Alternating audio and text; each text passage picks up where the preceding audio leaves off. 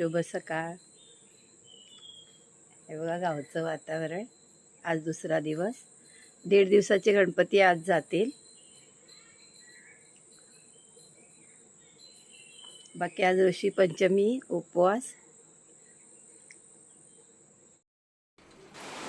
हे बघा आता जेवणाला सुरुवात. चवळी बटाटा, टोमॅटो, कढीपत्ता फोडणीला, आलं लसूण असं सगळं घ्यायचं आणि तेलावरती सगळं परतायचं. इकडे कुकर लागला आहे. थोडी जेवणाची तयारी चालू झाली आहे. आपला हा चवळी बटाटा कोकणी मसाल्यात करायचा. कोकणी मसाला मी तुम्हाला दाखवला आहे. माझ्या मागच्या व्हिडिओ बघितलात तर तुम्हाला दिसेल. हे बघा हा कोकणी मसाला सकाळीच करून ठेवला होता मी फ्रीजमध्ये. आता फोडणीला घेतला. आता हे झालं. नंतर आता प्रसादीला शेव करायचे. आता बटाटा शिजेपर्यंत पाणी ओतायचं की बटाटा शिजेल. आणि आता हे ना मी अळूची पानं, हे फतफत आळू वगैरे म्हणतात ना कोकणामध्ये, ह्याला फतफत आळू म्हणतात, पातळ आळू म्हणतात. हे आता ऋषीसाठी मी घेतले, माझ्या भाजीसाठी. आणि हे कांदा वगैरे परत, हे शिमला मिरची, एक सुकी भाजी, ही शेव आहे. आता पाकिट दाखवलं ती साधी शेव आहे. ती थोडी येताना मी भाजून आणलेली. आता थोडी तुपावर एकदा परतली की ती झाली. त्याच्यात मग गरम गरम दूध घालायचं किंवा दूध पाणी मिक्स घालायचं, तुम्हाला जे हवे ते. निव्वळ पाण्यात नका करू, कारण मग ती टेस्ट नाही येणार तुम्हाला. त्याच्यामध्ये थोडंसं ड्रायफ्रूट टाकले. आता झाली व्यवस्थित. मी थोडं पाणी थोडं दूध घालते. पाणी घातलं, थोडं दूध घातलं आणि बघा अशी थोडीशी शिजवायची, सुकीच ठेवायची. आपण खिरीची शेव असते ना तीच आहे, फक्त खीर आपण पातळ करतो आणि सुकी करायची. साखर घालायची, सुकत आली की साखर घालायची, परत साखरेने ओलावा येतोच. झाली आपली नैवेद्य तयार. आता ऋषीचं आहे ना, आता हे नैवेद्य भरले. आज आहे ऋषी. मी आता ती अळूची पानं आणली, त्याच्यात थोडे. आत्ता 3:30ला माझी आंघोळ झाली. आता देवाच्या पाया पडणार. पूर्वी आम्ही आंघोळीला जायचो पाण्यावरती, तेव्हा मग येतानाच ऋषी घेऊन यायचे, म्हणजे 7 दगड घेऊन यायचे आणि मग त्याची पूजा करायची. आता कोणी राहिलं नाही, सगळ्यांनी जवळजवळ उपवास सोडले. मग आता कोणी जे आहेत ते आपल्या आपल्या घरी आंघोळ करतात आणि गणपतीचं दर्शन घेतात. नंतर मी माझी दशमी दाखवते तुम्हाला.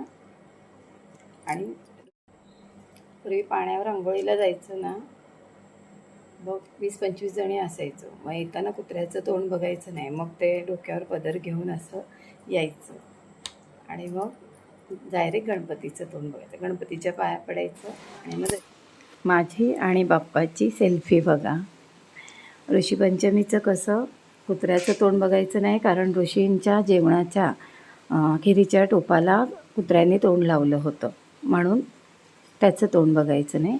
आणि दुसरं ऋषी अशी की आपल्या मासिक धर्मामध्ये चुकून आपल्याकडून काही झालं असेल, म्हणजे देवाचा कुठे हातबोट लागला असेल किंवा अजून काही असं काय, तर त्यासाठी ही ऋषी करतात किंवा एक ती माफी म्हणून करतात.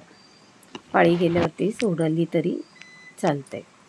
आता हे भाकरी बैलाच्या मेहनतीचं खायचं नाही, म्हणून हे स्वतः कुदळ असतं त्याने स्वतः केलेली भाकरी. आणि मी तुम्हाला मग अशी तेरी दाखवली आणि ही चटणी केली आहे खोबऱ्याची ती. असं हे देवाला पण नैवेद्य दाखवला आणि मग मी हे जेवणार आहे. हा माझा बाप्पा. हे माझं घर बघा. हे आहे समोरचं माझ्या दिरांचं घर आहे, त्यांच्या 2 सुना. आणि गणपती माझं, हे माझं भाग. म्हणजे आमच्या एका घरात आम्ही 2 कुटुंब राहतो, यांच्या काकांचं आणि त्यांची आत्या गावातच दिलेली आहे. आता त्यांचा गणपती 1.5 दिवसाचा असतो, मग आम्ही तिथे आलो आहे. हे आहे ते यांच्या आत्याचा मुलगा आहे, तिथे आम्ही आलो आहे. आता गणपती निघणार आहेत 1.5 दिवसाचे. हा त्याचा मुलगा आहे, हा त्यांचा मुलगा आहे, दुसऱ्या आत्याच्या मुलाचा मुलगा आहे. असे आता हे गणपती बाप्पा निघाले 1.5 दिवसाचे. गणपती बाप्पा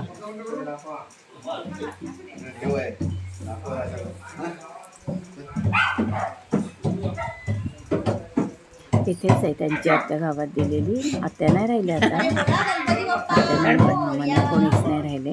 त्यांची 2 मुलं आहेत, त्यांच्या दोघांच्या बायका आणि त्यांची मुलं. हे गणपती निघाले गावातले, अर्धे जातात. असं गणपती जातात होते 1.5 दिवसाचा.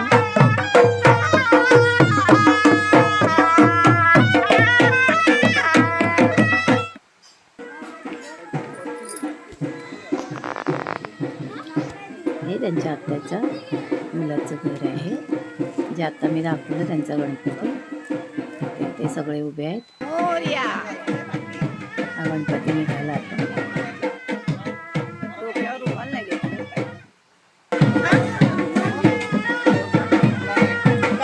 गणपती 1.5 दिवसाचे गणपती